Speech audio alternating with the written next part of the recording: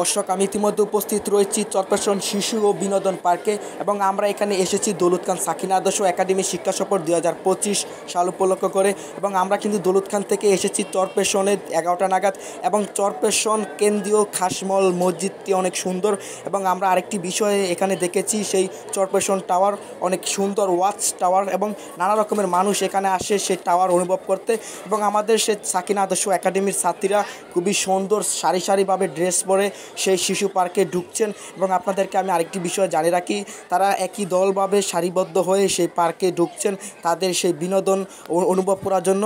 এবং আপনাকে আমি আরেকটি বিষয় জানিয়ে রাখি, সেই শিশু পার্কে অনেক অসাধারণ সেই পরিবেশ এবং পাখির কলকাকলিত কিন্তু সেই শিশু পার্কটি খুব মুখর থাকে এবং নানা রকমের বিচিত্র রকমের মানুষ এখানে আসে তাদের আনন্দময় উল্লাস করতে।